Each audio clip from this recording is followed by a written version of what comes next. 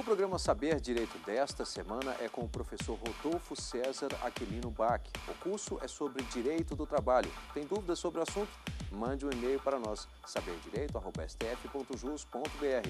E você também pode estudar pela internet, www.tvjustiça.jus.br. Olá, tudo bem com você, meu caro amigo? Meu nome é Rodolfo, quero lhe convidar para mais uma aula do Saber Direito.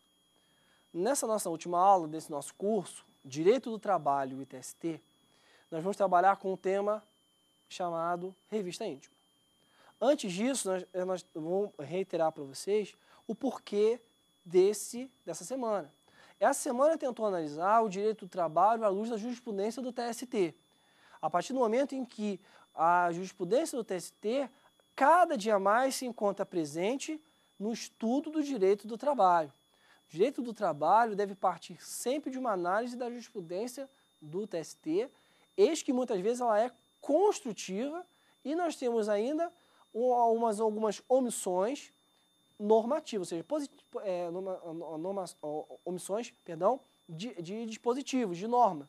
E o TST acaba interpretando e resolvendo as lides, os conflitos, e, ao mesmo tempo, acaba criando a interpretação acerca dos institutos do direito do trabalho. Vamos à revista íntima. A revista íntima é um tema de extrema polêmica aqui. Mas, inicialmente, nós temos que explicar o seguinte. O empregador, em virtude da alteridade, o que é essa alteridade? Ou seja, os riscos do negócio correm por conta dele.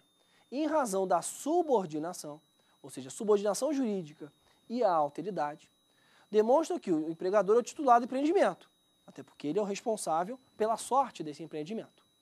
E em razão dessa sorte do empreendimento e o fato de ele ser o titular do empreendimento, ele tem, segundo a doutrina, poderes. Ele tem esse poder de dirigir a prestação de serviços dos seus empregados e de organizar o seu empreendimento. E dentro dessa organização do empreendimento, ele poderia utilizar de mecanismos que visem a resguardar o seu patrimônio. E por parte do empregador, a revista íntima seria um desses mecanismos. Por outro lado, nós temos que o contrato de trabalho, assim como os contratos de direito civil, são pautados pelo princípio da função social. Ou seja, deve haver o atendimento de uma função social, de uma finalidade social daquele contrato. E nós temos ainda direitos fundamentais do trabalhador, intimidade, vida privada. São direitos que são assegurados pelo legislador no texto constitucional e não podem ser afastados mesmo no contrato de trabalho, porque os direitos fundamentais possuem eficácia nas relações contratuais, inclusive as trabalhistas. Então nós temos esse conflito entre direitos fundamentais. Mas o TST e a doutrina e a própria CLT vedam a revista íntima. Ou seja, nessa ponderação de interesses, de um lado, direito de propriedade e o fato de que o empregador corre os riscos do negócio, e por um lado, direito de propriedade do empregador, o fato de que os riscos do negócio correm por parte deste. E no outro lado nós temos direito à intimidade, vida privada, dignidade humana do trabalhador, e ainda o valor social do trabalho, a função social do contrato, a revista íntima acaba não sendo permitida em razão do maior peso deste lado aqui. E nós vamos mostrar agora o porquê disso. Mas, inicialmente, nós temos que fazer então essa explanação. Dentre os poderes do empregador, ou seja, em virtude da subordinação jurídica e da alteridade, o empregador passa a ter alguns poderes de organizar a dinâmica do seu empreendimento. É o chamado poder diretivo, que ele diz respeito não apenas à organização técnica, mas também à boa ordem da empresa. Cabe ao empregador, incumbe ao empregador, manter a boa ordem, né, dentro da empresa, buscando assegurar um padrão mínimo de moralidade e de garantia pessoal. No entanto, conforme dissemos anteriormente, não pode haver violação da intimidade, vida privada e honra e dignidade humana do trabalhador. E daí surge a questão vendo a revista íntima. Por um lado, nós temos o direito à intimidade e vida privada, que são assegurados no artigo 5º, inciso 10 da Constituição Federal, e também no artigo 21 do Código Civil. E a intimidade, basicamente, seria a esfera secreta da vida do sujeito de direito. É a zona espiritual que deve ficar livre de intromissão alheia. Ou seja, a intimidade envolve quem o indivíduo é e como pensa. Enquanto que a vida privada envolve com quem anda, corresponde também como ele vive. Ou seja, como ele vive com quem anda seria sua vida privada. E quem o indivíduo é e como ele pensa corresponde à intimidade. E havendo violação a qualquer desses direitos, é garantida a reparação civil por esses danos morais.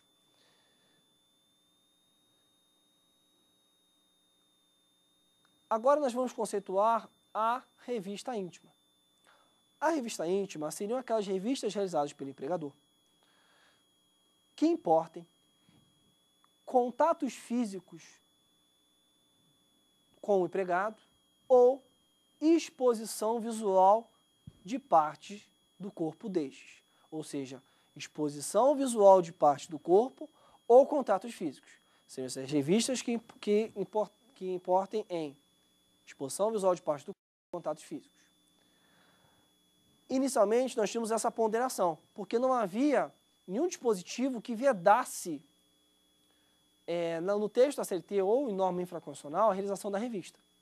No entanto, aquela legislação que nós nos referimos na última aula, a Lei 9799 de 99, fez uma inclusão expressa dentro da CLT do artigo 373-A e o inciso 6, que veda a realização desse tipo de revista por parte do empregador. Então, a revista íntima ela é vedada expressamente no texto da CLT, em virtude do artigo 373-A, inciso 6.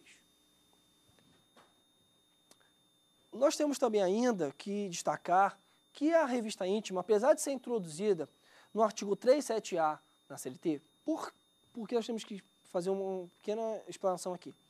A revista íntima, quando ela foi introduzida no artigo 373A, inciso 6, ela fazia somente menção ao trabalho da mulher, porque esse artigo estava inserido dentro do capítulo do trabalho da mulher. No entanto, em virtude do princípio da isonomia, há uma extensão ao homem, haja vista que não pode haver diferença de tratamento. Foi até que nós falamos na última aula, em relação à discriminação na relação de trabalho. Não seria proporcional e razoável vedarmos a realização da revista íntima na mulher e permitirmos no homem. E isso é muito bem colocado pela doutrina, e isso é muito importante nós deixamos aqui claro. A vedação à revista íntima também se aplica aos homens, até porque eles também são objeto de revista íntima. A revista íntima acabou sendo muito comum na década de 90, num caso que foi emblemático na imprensa e tanto na doutrina, foi o caso das fábricas de lingerie. As fábricas de lingerie, com o premente objetivo de combater furtos realizados dentro da empresa, instituiu a revista íntima. Ou seja, empregadas revistavam outras empregadas intimamente, inclusive tendo que mantê-las quase desnudas, porque, segundo o empregador, algumas empregadas retiravam as lingeries e colocavam lingeries das fábricas e iam embora. O TST, o Ministério Público, a sociedade civil, todos se manifestaram contrários à realização desse tipo de revista. Haja vista a violação à imagem, honra, à intimidade da mulher. Mas também os homens, em algumas situações, também sofrem revista íntima. Já foi objeto de ação civil pública, por exemplo, por parte do Ministério Público do Trabalho, a revista íntima no setor farmacêutico, tanto em laboratórios, quanto, por exemplo, em farmácias, no intuito de vedar que o empregador realize a revista íntima sob objetivo de evitar furtos dentro dos locais de trabalho. Não obstante a isso, temos também que colocar a seguinte situação. Eu coloquei para você, meu caro amigo aluno, que o empregador não pode revistar a revista íntima. O empregador, apesar de ser o titular do empreendimento, ele não pode violar a intimidade, honra, vida privada do seu empregado. Tanto homem quanto mulher. Uma vez que o direito fundamental, esses 3 direitos fundamentais expostos, intimidade, honra e vida privada, prevalecem sobre o direito de propriedade num sentido de ponderação. O que acaba sendo mais polêmico e há uma discussão doutrinária muito aprofundada é no que tange a revista a objetos pessoais. O que são revistas a objetos pessoais? São as revistas realizadas não com exposição de parte do corpo ou contatos físicos, mas sim revistas que importem o contato por parte do empregador com os chamados objetos pessoais, mochila, bolsa, armário, gaveta dos seus empregados. Será que eu poderia, em nome da proteção à propriedade, realizar esse tipo de revista? E essa é uma discussão muito importante que a gente vai trabalhar. Olá, professor. Eu sou o Wellington Xavier e gostaria de saber, o empregador pode realizar revista de bolsas e mochila dos seus empregados? Muito boa essa pergunta. Muito obrigado, Wellington. É exatamente o que nós vamos tratar agora. É um tema de extrema polêmica dentro da jurisprudência do TST. Envolve a atuação institucional do Ministério Público do Trabalho, que possui uma orientação explícita do sentido contrário do posicionamento do TST. Inicialmente, nós temos que explicar os argumentos favoráveis e desfavoráveis à revista, para nós chegarmos à conclusão do TST e à conclusão do Ministério Público. Porém, antes, repetir acerca do conceito dessa revista de objetos pessoais. Essa revista de objetos pessoais se trata da possibilidade do empregador realizar revistas sobre mochilas, bolsas, armários pertencentes aos empregados. Por um lado, nós temos alguns argumentos favoráveis à realização da revista, uma vez que não há previsão explícita na CLT. A CLT apenas fala da revista íntima e não da revista de objetos pessoais. Então, como argumentos favoráveis à realização da revista, nós temos o princípio da iniciativa privada, o direito de propriedade do empregador, a possibilidade de utilização de mecanismos para a preservação do seu patrimônio. Então, nós temos direito de propriedade, iniciativa privada, a possibilidade do empregador se utilizar de mecanismos para assegurar a preservação do seu patrimônio. E, por outro lado, nós temos argumentos contrários à revista. Nós temos o princípio da dignidade da pessoa humana do trabalhador, da valorização social do trabalho, da função social da propriedade e do contrato, o direito à intimidade e da vida privada. Como que se posiciona nesse caso? Já expondo os 2 argumentos. A jurisprudência do TST. A jurisprudência do TST, de maneira majoritária, entende pela possibilidade da revista a objetos pessoais. Os argumentos são basicamente os que eu expus anteriormente, mas mais alguns. Podemos destacar com alguns outros argumentos para justificar a tese do TST.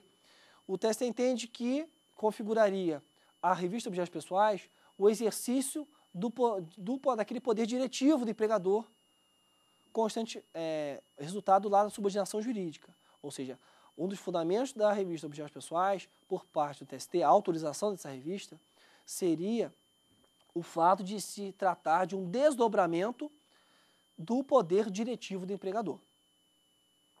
E, por se tratar de um desdobramento, seria uma conduta lícita que não geraria qualquer violação à intimidade ou vida privada. Seria o chamado exercício regular de um direito, que é amparado pelo direito. O direito ampara o exercício regular de um direito, e logo não haveria por que falarmos que haveria qualquer violação na revista íntima, segundo o TST. Mas o TST deixou muito claro como é que essa revista deve ser feita. Perdão, falei revista íntima, revista de objetos pessoais, ou seja, não haveria qualquer violação à intimidade na revista de objetos pessoais, não revista íntima, me desculpem.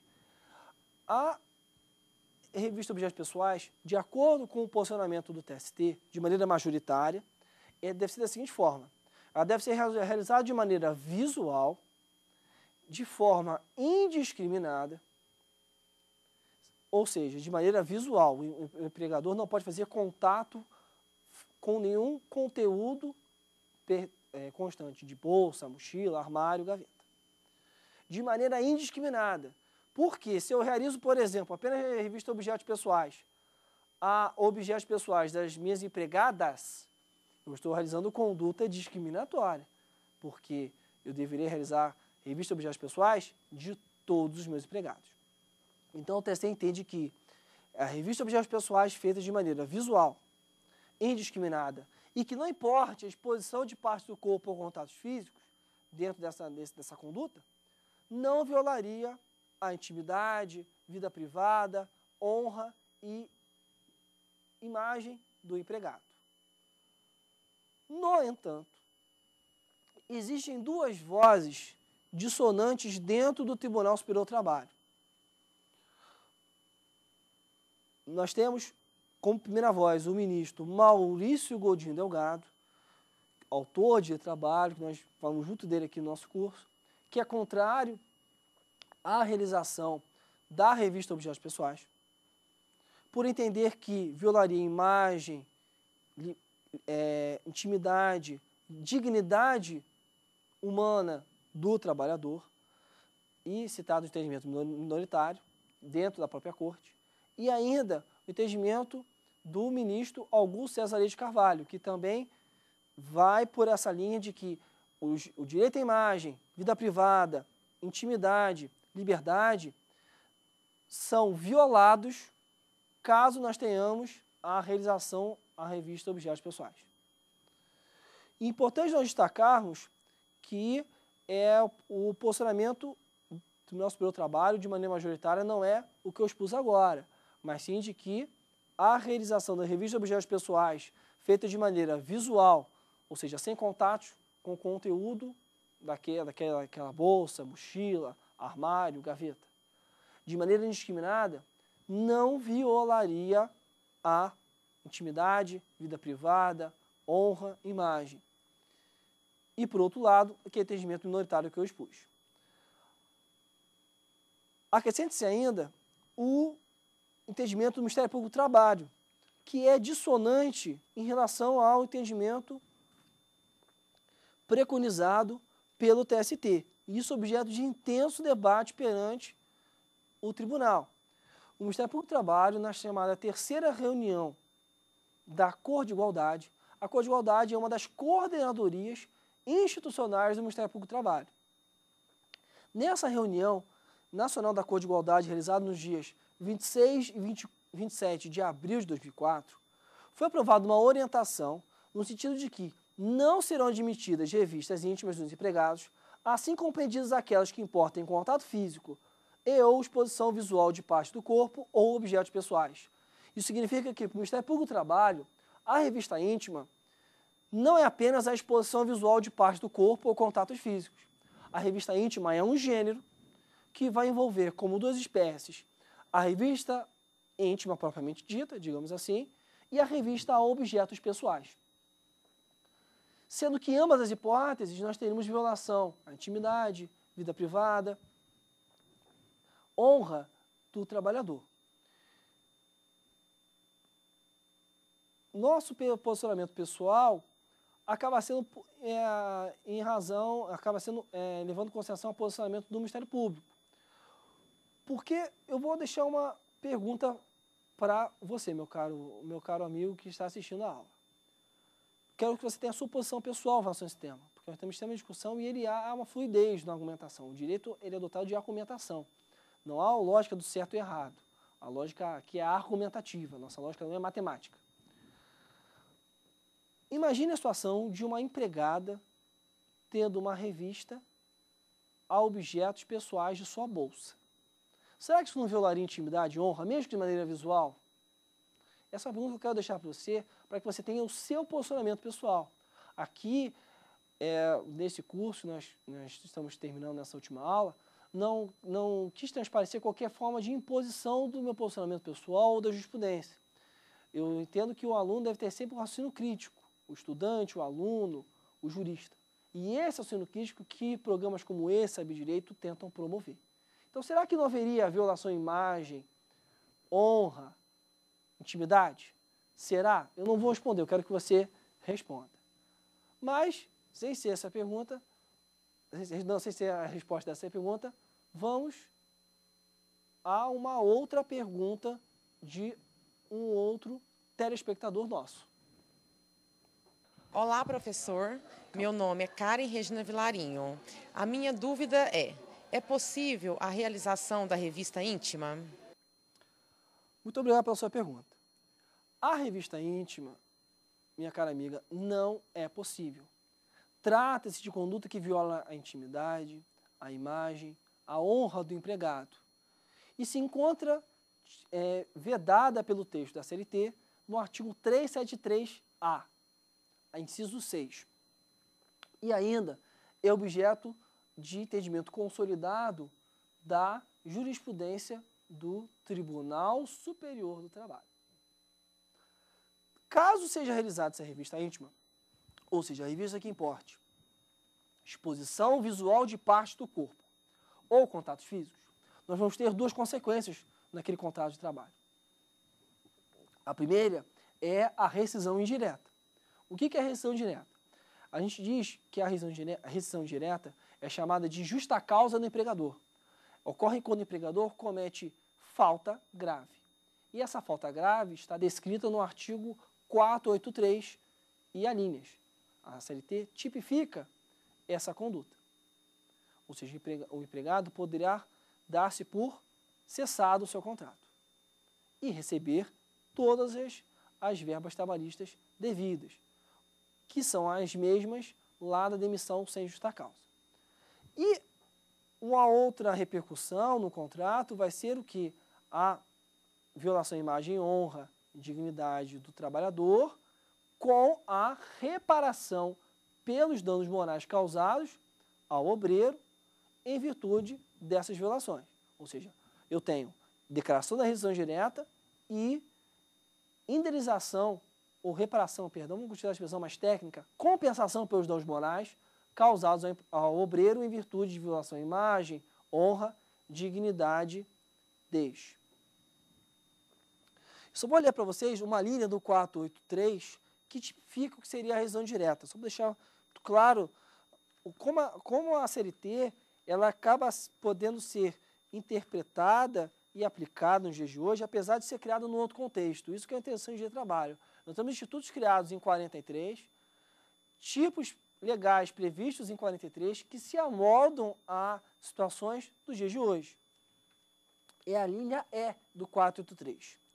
483 diz o seguinte: o empregado poderá considerar rescindido o contrato e pleitear a devida indenização, quando a linha E praticar o empregador aos seus prepostos contra ele ou pessoa de sua família ato lesivo da honra ou boa fama. Logo, nós temos essas duas consequências: compensação pelos danos morais causados ao empregado e cessação do contrato, haja vista a rescisão indireta.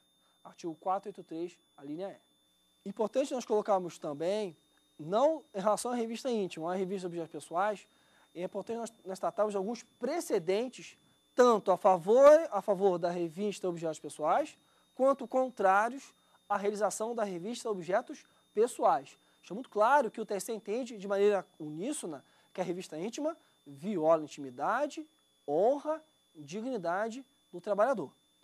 Alguns precedentes no sentido da tese majoritária, ou seja, de que a revista a objetos pessoais, realizada de forma visual, indiscriminada, sem qualquer conteúdo sem qualquer contato com o conteúdo da bolsa, ou que importe em discriminação, seria válida. E ainda, caso essa revista Objetos Pessoais não importe também na realização do mesmo ato na exposição de parte do corpo, de maneira visual ou de contatos físicos. Alguns precedentes, então, nesse sentido da revista Objetos Pessoais, entendimento majoritário do TST. Recurso de revista 542 de 2005. Outro precedente, recurso de revista 615854 de 99. Recurso de revista 301 de 2003. Recurso de revista 1229 de 2005. Em contrapartida, alguns precedentes contrários à realização da revista Objetos Pessoais. Lembrando que o entendimento majoritário não é esse, é o entendimento minoritário dentro do tribunal. E segundo a nossa pesquisa, inclusive, é objeto de publicação, de artigo, é seguida pelos ministros Maurício Godinho Delgado e Augusto César Leite de Carvalho. Então, alguns precedentes. Recurso de revista 1547, dígito 00. Além disso, recurso de revista 2146, 30, dígito 64. Então, repetindo, recurso de revista 1547, dígito 23, de 2006. Recurso de revista 2144, 30, dígito 64, de 2006. São esses dois precedentes, eu coloco um precedente mais importante acerca da tese no que tange a vedação à revista Objetos Pessoais, por representar, segundo essa corrente minoritária, violação à imagem, honra, vida privada e intimidade do empregado. Além disso, nós também podemos destacar, no sentido contrário à realização da revista Objetos Pessoais, um enunciado número 15 da primeira jornada de Direito Material e Processual realizada pela ANAMATRA, Associação Nacional de Magistrados Trabalhistas. E esse enunciado, número 15, ele preconiza que a revista Objetos Pessoais também não poderia ser realizada. Vamos ver esse enunciado, que é importante. Inciso 1 do enunciado, revista, ilicitude. Toda e qualquer revista, íntima ou não, promovida pelo empregador ou seus prepostos em seus empregados e ou em seus pertences, é ilegal, por ofensa aos direitos fundamentais da dignidade e intimidade do empregador. O inciso 2 é importante porque ele ajuda a demonstrar que a revista íntima é vedada para ambos os sexos. Revista íntima, vedação a ambos os sexos. A norma do artigo 373-A, inciso 6 da CLT, que veda revistas íntimas nas empregadas, também se aplica aos homens, em face da igualdade entre os sexos, inscrita no artigo 5º, inciso 1, da Constituição Federal. Esses, basicamente, são os argumentos contrários e favoráveis à realização, contrários e favoráveis à realização da revista Objetos Pessoais. Expostos, então, os argumentos favoráveis e contrários à realização da revista Objetos Pessoais, vamos retornar rapidamente e dar uma pequena pincelada e aprofundada na tese do Ministério Público do Trabalho. O Ministério Público do Trabalho, na terceira reunião nacional da Corte de Igualdade, realizada nos dias 26 e 27 de abril de 2004, ele firmou o entendimento, sendo que essa Corte de Igualdade é uma coordenadoria institucional no que tange à atuação do MPT. Nessa reunião oficial, foi firmado o entendimento de que a revista Objetos Pessoais, assim como a revista íntima, não deve ser realizada por parte do empregador, uma vez que nós temos a violação a uma gama de direitos fundamentais, imagem, honra, intimidade, dignidade do trabalhador. Desse modo, na visão do Ministério Público do Trabalho, a revista encontra-se igualmente contida na revista Objetos Pessoais, encontra-se contida igualmente no conceito de revista íntima. A revista íntima seria um gênero que irá abranger a revista íntima propriamente dita, ou seja, aquela que importe em exposição visual de parte do corpo e contatos físicos, revista essa vedada expressamente pelo texto da CLT, e também envolveria a revista íntima com o gênero, envolveria a revista íntima propriamente dita e a revista a objetos pessoais. Na revista objetos pessoais, nós temos a conduta por parte do empregador que importe em revistar mochilas, bolsas, armários pertencentes aos empregados. Enquanto na revista íntima propriamente dita, nós temos disposição expressa na CLT no sentido de sua vedação, na revista objetos pessoais, nós não temos isso. Mas, de acordo com o Ministério Público do Trabalho, nós temos também aqui uma ofensa à inviolabilidade do direito à intimidade, que é assegurada pelo texto constitucional. Na visão do órgão ministerial, os pertencentes do trabalhador, presentes na bolsa, sacola, mochila, quando da ida e do retorno ao trabalho, consistem em extensão de sua intimidade. Ou seja, o conteúdo de uma bolsa, mochila, seria uma extensão da própria intimidade que é garantida pelo texto constitucional. Existem casos de atuação do MPT que deixam isso muito claro, essa extensão da intimidade. Vou colocar um caso para você, meu caro amigo. O seguinte, o empregado, porque a revista Objetos Pessoais, ela é muito comum na atividade comercial, supermercado, loja, departamento. É muito comum a razão desse tipo de conduta.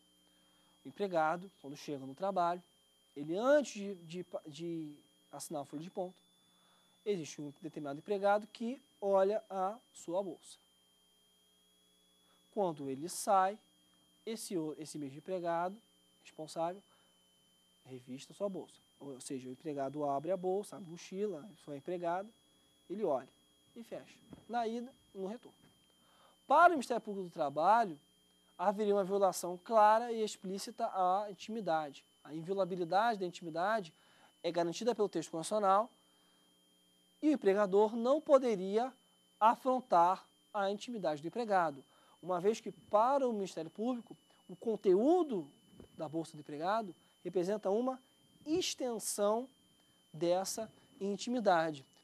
E ainda nós temos um argumento preconizado pelo ministro Maurício Godinho Delgado, ministro do TST, que tem uma tese favorável ao do Ministério Público.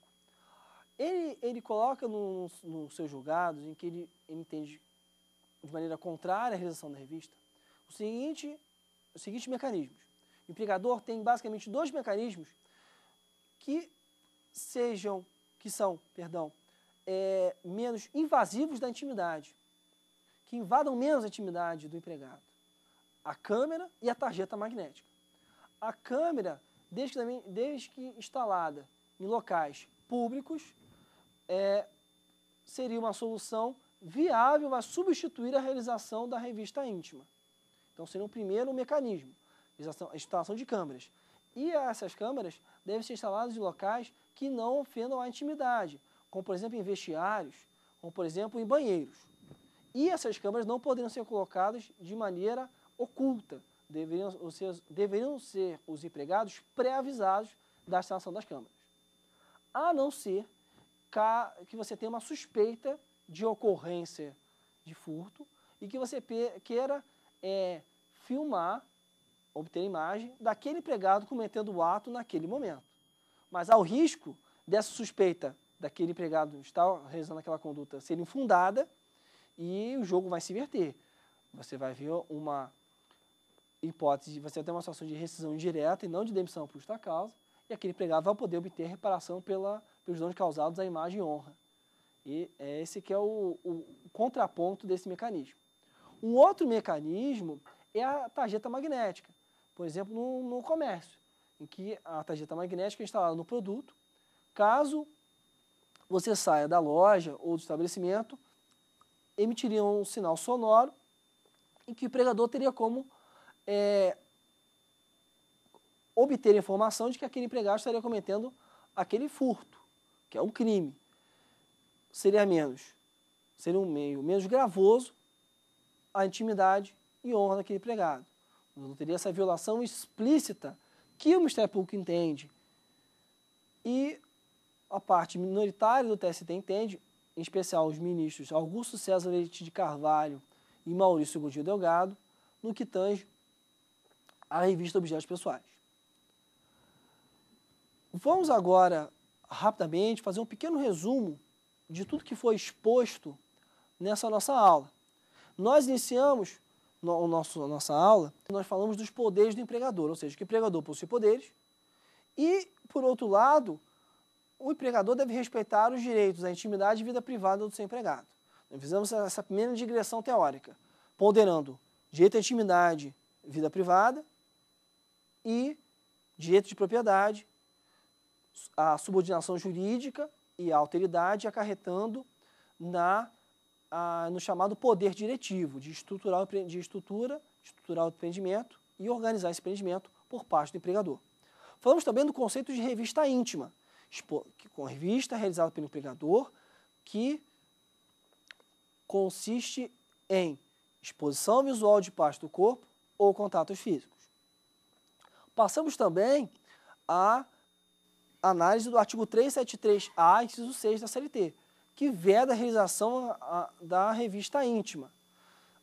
Apesar de ser prevista dentro do capítulo do trabalho da mulher, também é extensível aos homens, com base no princípio da isonomia previsto no artigo 5º, inciso 1 da Constituição Federal. Falamos também da revista Objetos Pessoais, expondo que ela envolve a realização de revista sobre bolsas, mochilas, armários, gavetas pertencentes aos empregados. E mostramos aqui que, para a melhor solução desse conflito, deve haver a ponderação de interesses. Ou seja, deve haver a ponderação no sentido de tentar trazer uma justaposição dos princípios envolvidos. De um lado, nós temos os argumentos favoráveis à realização da revista, iniciativa privada, propriedade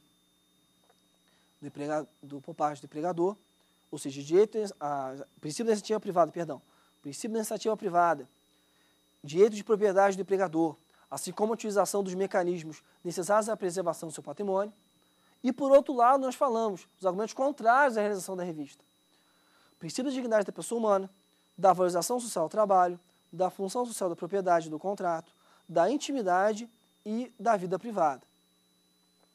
E colocamos também que o TST entende majoritariamente que a revista é objetos pessoais, desde que realizada de maneira meramente visual, de forma indiscriminada, ou seja, sem contato com o conteúdo da que lhe pertence. Conteúdo constante dentro da bolsa, mochila, armário, gaveta. E de maneira indiscriminada, ou seja, a todos os empregados, configuraria exercício regular de um direito, uma vez que o empregador possui o poder diretivo em razão do artigo 2º da CLT. E colocamos ainda que esse entendimento com relação à possibilidade de realização da revista Objetos Pessoais é majoritário dentro do TST e expomos a corrente contrária, preconizada basicamente pelos ministros Maurício Godinho Delgado e Augusto César Leite de Carvalho, que entendem que há violação à imagem, honra, vida privada e intimidade do empregado. Ademais, nós expomos aqui nessa aula de hoje, meu caro amigo telespectador do Saber Direito, que o entendimento do Ministério Público do Trabalho é que a revista íntima seria um gênero que envolveria a revista íntima propriamente dita, ou seja, aquela exposição visual de parte do corpo e contatos físicos, e a revista Objetos Pessoais. Para o órgão ministerial, haveria violação à imagem, honra, dignidade do trabalhador. E o empregador, assim como o entendimento minoritário do TST, possuiria meios menos ofensivos à dignidade do trabalhador e poderia utilizar de meios menos invasivos da intimidade, como, por exemplo, a tarjeta magnética nos produtos de uma loja, ou ainda a instalação de câmeras no local de trabalho, desde que de maneira pré-avisada aos seus empregados e também em locais que não ofendam a intimidade, a vida privada, tais como vestiários e banheiros. E um detalhe importante aqui, caso a instalação da câmera seja com o intuito de obter um flagrante da ocorrência daquele furto, e o empregador não comunica aos seus empregados, então eu tenho, por exemplo, o João, em que há uma suspeita de furto por parte dele, dentro da empresa. O empregador está à câmera e não comunica aos seus empregados. E verifica-se que o João não realizava aquele tipo de conduta. Aqui a lógica vai se inverter.